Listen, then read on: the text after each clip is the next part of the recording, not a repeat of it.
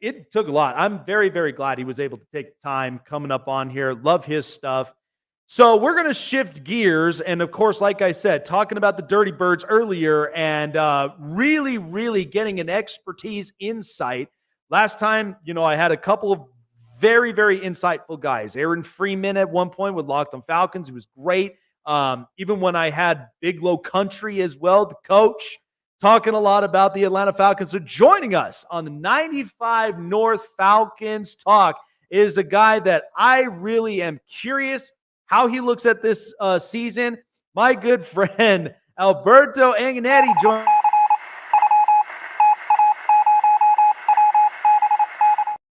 All right, man. Well, it's like it just gets better and better. So first off, like it threw everybody off their game when it came to the Michael Penix pick. And then all of a sudden, they trade for Matt Judon for a third rounder. And then they sign Justin Simmons to pair up with Jesse Bates. This has to be like the sole blueprint that Terry Fontenot's putting together, that this is not a team just being this year. This is a long track record for this Falcons team to really build upon success. How impressive you've been with this in the last couple hours now? Man, it's been a crazy 24 hours, to say the least, for Atlanta Falcons fandom, man. Something that we haven't been a part of in quite some time. And Terry Fontenot and company, man, they're doing a fantastic job really steering the ship for this organization and trending it the right way. So many years we've been in the dark, man, with prior regimes, but Terry came in, cooked everything up. He's finishing up things really nice. It started with Kirk Cousins and his acquisition in free agency back in March. That was one of the things that Coach Raheem Morris was on the podium in February stating at the Combine. I wouldn't be here addressing quarterback if we didn't need one. And what Coach Raheem was also talking about was a succession plan that Atlanta needed back in his time with the Falcons in 2021. Now, fast forward 2024, he has the honor and the privilege to go ahead and lead these Falcons. Same speech. What is the succession plan? For so many years, as we all know, Matt Ryan was the guy under center and really nothing behind him to kind of catapult the next guy to say, okay, he's next. Coach Raheem identified that as target number one, weakness number one. We have to rectify that right away. So insert Kirk Cousins and then the Michael Penix pick. Everybody says, yeah, you guys are stealing a book from the Green Bay Packers playbook, stashing a talented quarterback like Michael Penix, who I felt by far was the most talented quarterback in this year's draft.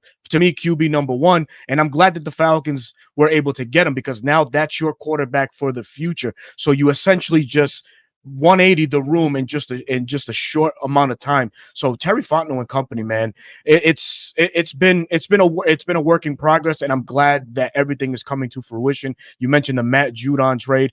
I think that really elevated and got going right away after Friday night's loss of Braylon Trice, our promising third-round pick in this year's draft out of Washington, a pass rusher in his own right. He went down with a torn ACL, and it was time because, to be honest, as a Falcon fan, that room wasn't all too inspiring, man. Arnold Ebiketie, a former second-round pick, really hasn't lived up to the expectations as most fans figured he would coming out of Penn State. So you insert a guy like Matt Judon, who is a proven commodity in this NFL, 66.5 career sacks. He was well on the way to breaking his own sack total last year with the Pats, if not for that triceps injury. 4 sacks in 4 games. Just a year prior, 15.5 sacks. So we get a proven edge rusher since the days of John Abraham, and that is fantastic to wake up and feel like, wow, we got a proven guy opposite side. Now, Arnold Ebiketie, who, let's be honest, with the presence of Matt Judon, could light the fire under Ebiketie's ass to get it going and start showing that second round worth, man. Yeah, absolutely. And it like I said, I mean, even piggybacking from what it was last year, I mean, the fact that just Arthur Smith and the way that he was really trying to run this Falcons group was just not great. And at the same time, you saw how marginalized they were at quarterback. And so out goes Arthur Smith. He goes to Pittsburgh as an offensive coordinator. In comes a familiar face, Raheem Morris, and he brings in his right-hand man, Zach Robinson. I like Zach Robinson for a few reasons because as a former quarterback that we watch in college, and as somebody that as the next offensive successor. I mean, I trust Sean McVay's tree very much because these are guys that are offensive innovators. And I think with Zach Robinson and what he's going to turn this offense into, you're going to get the best out of Bijan Robinson. Kyle Pitts is finally going to hit his potential. And then, of course, I mean, unfortunately with Rondale Moore, it was a hard injury nonetheless, but I still got Darnell Mooney. I've got Drake London. I mean, going into this with this coaching hire, this is something like I've always talked about. If you got a coach with a culture build, I mean, this is what is going to change the narrative, because this is a team that's been moving past, the Matt Ryan era, and now we're kind of coming into a new breed of Falcons football. And how do you kind of see this playing out? So, like you mentioned, out with the Arthur Smith, in with the Zach Robinson. So, with the Arthur Smith situation, all formations were in like clusters, right?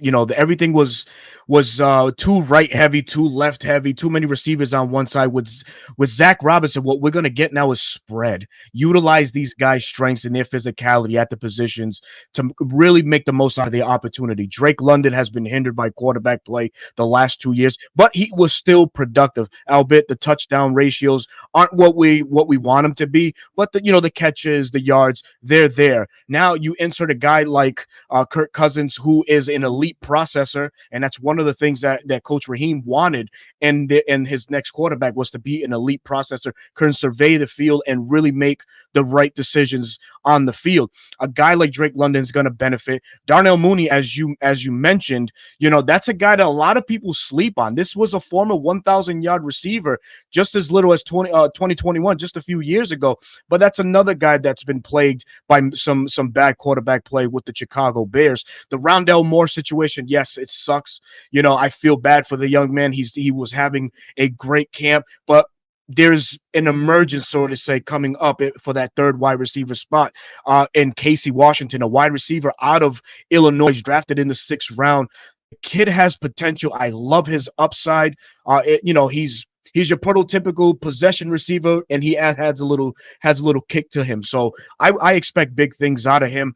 Ray McLeod, not really mentioned, really, seldom used with the San Francisco 49ers, but is a guy that could take the top off of defense, and you can implement that speed, that 4-3 speed in the middle, in the slot, and it just opens up everything for the guy you just mentioned that we're all hoping can write his career in Kyle Pitts, man.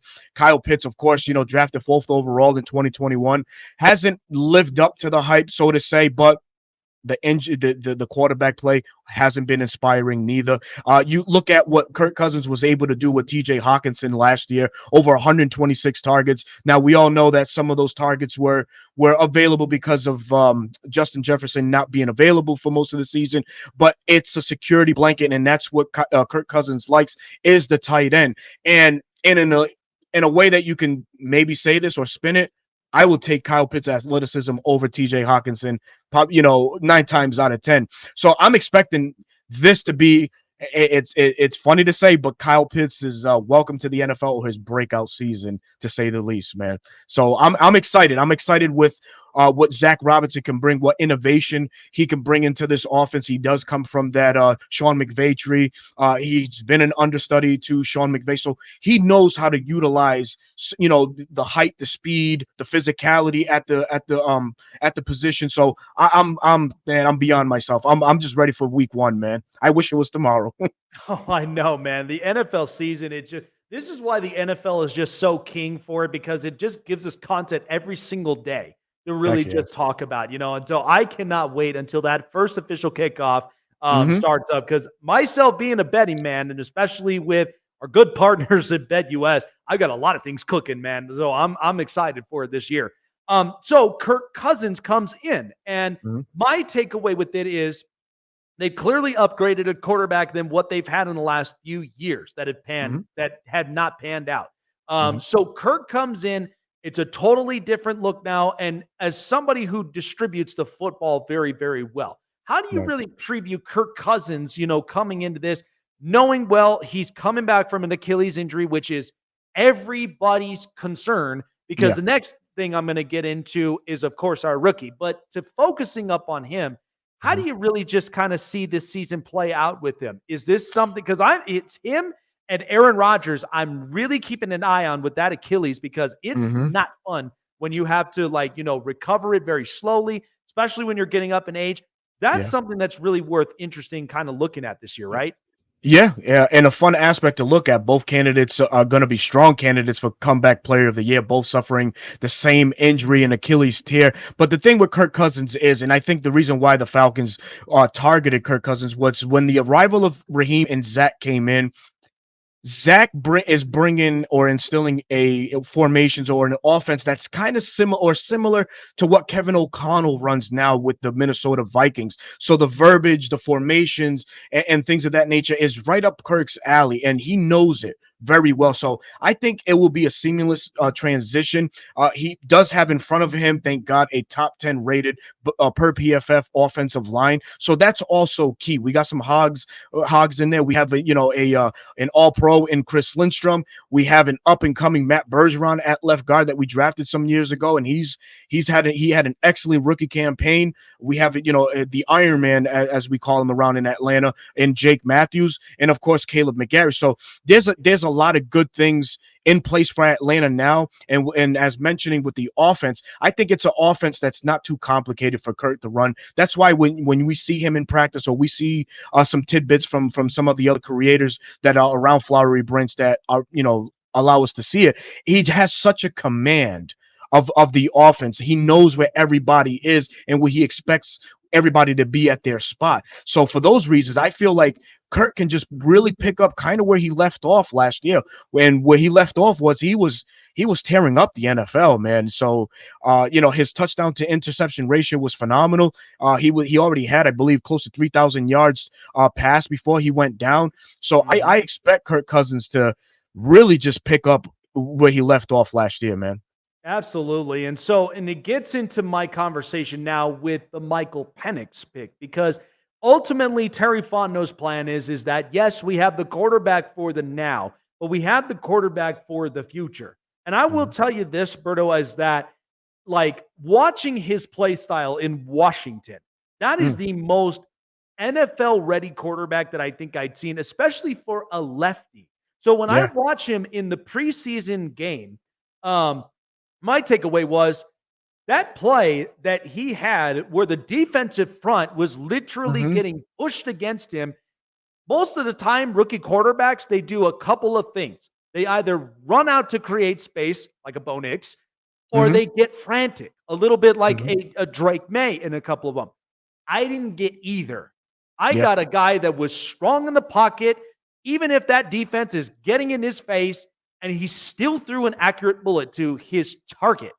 I mean, that's got to make you think, damn, that is like one that you don't see a ton, like, in the league. So how do you really break this down with Michael Penix? Because in the end, I've said it, it's Michael Vick 2.0, but I think he's got a stronger pocket presence, and he definitely throws an accurate arm there.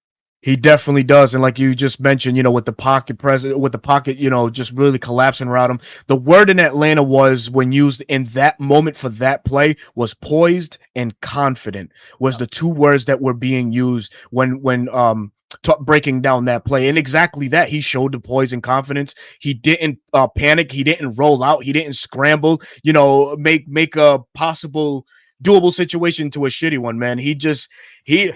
He stood there 10 toes down and delivered that pass to Chris Blair, an accurate one at that, up the sideline. So for me, it's like, wow, man, I can't wait to see this with the ones. But realistically, we know that that's probably not where we're going to go with Michael Penix right now. But you talk about a guy that, has been successful in the college ranks, back-to-back 4,500 plus yard throwing season for the Huskies. And it's just really drafting Penix also plays into the scheme that Atlanta is hosting this year. There's similar things that Washington did to what the Rams did to what the Vikings did. So the marriage was just perfect. And it just so happens that the need for the future was there sitting for us, waiting for us at 8. So I'm loving it. So I had no issues. I was shocked like everybody else, but once it all simmered and boiled down, man, I was like, okay, this makes sense. And I know why. So Yeah, man, I'm excited for the young man. I really can't wait to see what he does this weekend against the Baltimore Ravens. A defense that it doesn't matter if it's preseason or the regular season. It's just a tough ass defense from starters to reserves. So I'm excited to see what he can do in week 2. Week 1, obviously against the Dolphins, 9 for 16 for 104 yards. You saw some of the jitters, and some of the balls were a little bit here, there, and everywhere, but I'm not too worried about that. The Falcons have a great coaching staff now with TJ Yates as the quarterback coach that can really just calm him down and just really settle him down and be in his ear on a constant basis. Okay, this is what you want to do. This is the read that you're looking for. Those are things that weren't available in Atlanta for the last 2 years. A, the quarterback, B, the coaching aspect for these QBs also. Yeah, absolutely. And now I can only tell you, and I'm sure you probably would agree or disagree, but if we could get receivers that could literally hold the ball on every time, that was like, and I'm like, oh, God. Yeah. Chris Blair, unfortunately, man, he fumbled on a great pass from Penix, but he did fumble. Former Falcon Duke Riley forced the fumble, so I'm like, oh my God, this guy made him fumble. Come on, man. Out of all people, man. Oh man, and like I said, I try to break it down as much as I can. As America's honesty mind, I'm honest with every team and in every division, because you kind of got to be. When you lay context down, it's what makes things so much more simplified. So when I look at the NFC South, this was my takeaway. The Falcons obviously are going to be the team pushing for that division, knowing well that what last year gave us, because at first I thought the Saints were going to walk away with it because you got Derek Carr. He's got a top 15 defense. Nah, that wasn't the case. He missed out on that. And then Baker Mayfield comes in, which I thought was a great comeback story. Defensive coach. You got a wide receiver who in the past was used to guys his size throwing it to him, from Johnny Manziel in Texas A&M. And then, you got the Panthers that I'm hoping Bryce Young was better than the outcome last year. So looking at it, the Falcons, I believe their competition, I believe Tampa is going to be an interesting team to watch with that. Getting rid of a couple of their defensive pieces and going younger. The Saints, I can't feel that confident knowing I have a head coach winning 35% of his games. I can't. And then the Panthers, they've upgraded some offensive weapons. Dave Canales, a quarterback whisperer, hoping to get the best of success for Bryce Young. How do you really, in the best perspective you have, how do you really break down this NFC South and what we should expect this upcoming season? Because I think this is an interesting one. Nobody should really just be kind of turning their heads away on this one this year. Yeah, so traditionally the NFC South, when those games are paired up and the matchup is had, traditionally tough matchups, right? So I wouldn't look to see, significant blowouts regardless of the teams that are playing. It's by far a tough division in a whole. But the Falcons right now stand above the rest, right? You mentioned some of the great things. You mentioned the Kirk Cousins situation. The team, the Atlanta Falcons, from now, the roster from top to bottom is probably the most gifted and the most talented in that entire division. I worry about the Saints, like you said. Dennis Allen, I think he makes a better coordinator than he does a head coach. I think they're over their heads a little bit with this season. We can really start to see probably the intimate decline of Derek Carr if we didn't already start witnessing that last year. I know they have some fun pieces and some of the skill positions at the wideout position and stuff. I don't think it's going to be enough really to stand toe-to-toe with a team like the Falcons. I'm just going to put my team out there. Defensively, also for the Saints, they're older. They're a whole lot older. Cam Jordan is a shell of himself. Demario Davis, he's not going to be as effective as he has been. Yeah, Pete Warner is a nice little linebacker right opposite side of him, but you look at the backfield, I kid around with some of the Saints people, they call him the honey badger. I said, look, he's more like the honey bun, man, because he's a shell of himself. I mean, he can have great safety play in this division last year because the quarterback play was terrible. So any safety, any defensive back is going to relish in those opportunities. It's a different script this year, a totally different script. We talk about the Tampa Bay Buccaneers. Of course, that I think that Tampa Bay losing Dave Canales is going to be it's going to be a wake-up call. Yeah. I really do. I think he's the guy that really steered Baker's resurgence in his career, so to say. He was posting up fantastic numbers.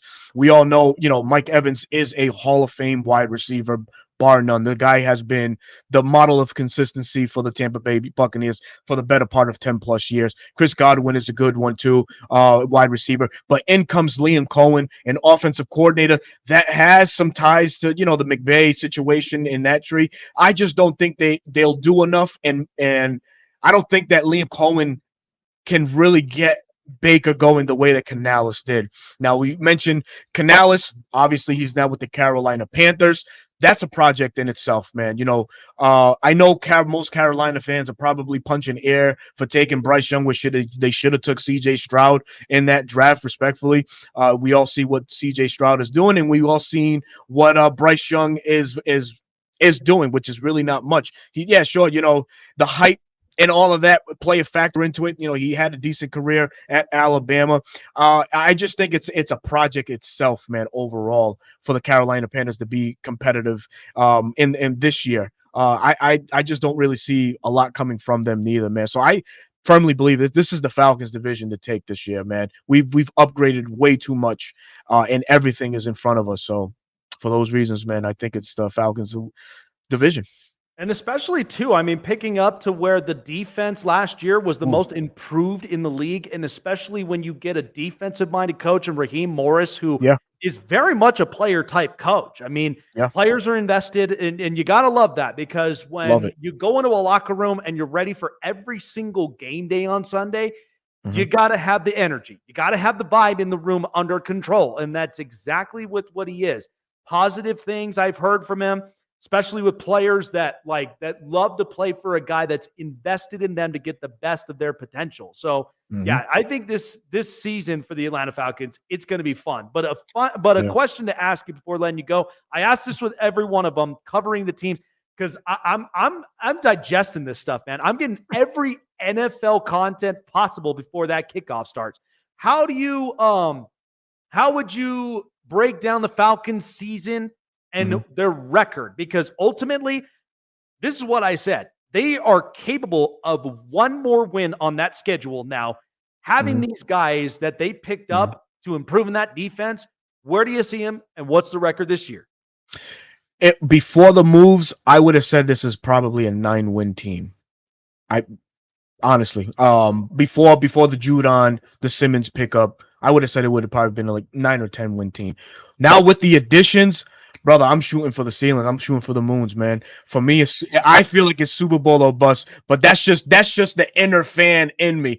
So I clearly see the Falcons as a 12+ win team this year, and for the reasons are, of course, anytime you can pick up a decorated Pro Bowl player like Justin Simmons, just an eraser in the secondary. And, oh, by the way, we have Jesse Bates, who was by far the best safety last year. You bring that element that's going to be now in this backfield to a secondary that ranked 8th last year under Jerry Gray, and of revolving doors that we had at cornerback number 2 with Jeff Okudah and Clark Phillips. You add a guy like Justin Simmons to pair with Jesse Bates. You got eliminators on that top half of the defense. You got AJ Terrell, of course, on the other side, manning that down.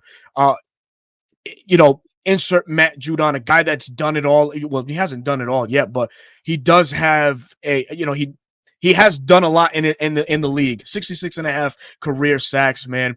And like I mentioned, well on his way to just put in phenomenal numbers last year before the injury. This is a defense last year that ranked 11. And we had injuries. We had a first-year coordinator in Ryan Nielsen, who left with the Jacksonville Jaguars. So this Falcons defense is going to be something to be reckoned with this year, man. And it's the reason why I feel like this Falcons team now, because of the moves, are a 12+ win team coming up in 2024, man. Man, it's going to be interesting. I agree with you, too. I feel like this is a team that is capable of winning 12 games or more, and especially with just looking at that schedule, the matchups, and just where they're sitting at each week. I mean, Mhm. that NFC, I've been saying it's finally revamping to where quarterback play is getting much better. It's not quite to the expectation like the AFC, but I got a bunch of really good competition this upcoming season, so I'm excited for it as a Absolutely. whole. Berto, appreciate you coming up by here up onto the show. Where can people find you? Getting in-depth analysis for the Dirty Birds and what we should expect this upcoming season. Yeah, first, man, I appreciate you, inviting me to the platform, man. I really appreciate your work, man. So please continue grinding and putting out this great content, man. So salute to you, Jake. My name is Berto, your host of the 95 North Falcons Talk Show on YouTube. I'm also a at Bleacher Report content creator for these same Atlanta Falcons. You can also find me on Bleacher Report, and you can find me on Twitter under RI Falcons. That's another platform that I, talk to everyday faithfuls about this great Atlanta Falcons team. Absolutely, man. I mean, like I said, this whole week has been fantastic. Getting Frank the Tank up on here earlier, That's and then awesome. just oh man, such So, good moments, man. yeah, man, I'm happy for you. And salute to Frank the Tank, man. Very inspirational guy in his own right, man, with everything he has going on. So salute to him. I was backstage listening to him, and yeah, man. I know that he's a Mets fan. I would have loved to chime in because I'm a Braves fan. And I would have Oh man, that East is cooking. oh, bro, man. Yeah, whoo, boy. Oh, But that it would have been see, a fun this is back and where now forth. you got to end up poking a lot of those Philly fans because I Oh, don't know what seems to be going on with them these days. no, I don't know, man. It's not much better in Hot Landing either with the Braves. So hey, it is what it is, though. Yeah, it's like something has to eventually give. Yeah, for sure, man. For sure. Yeah. Oh man, Berto, appreciate you coming on by. Enjoy the rest of the week, man. We are so close to the NFL season. Cannot wait for kickoff. Let's get it going. Absolutely loved the insight, loved the energy you brought in today, man. Appreciate you. Enjoy the week, and we'll see you soon. Yes, sir. Thank you so much, man. Have a good one. You too, man. Like I said, this week has been amazing.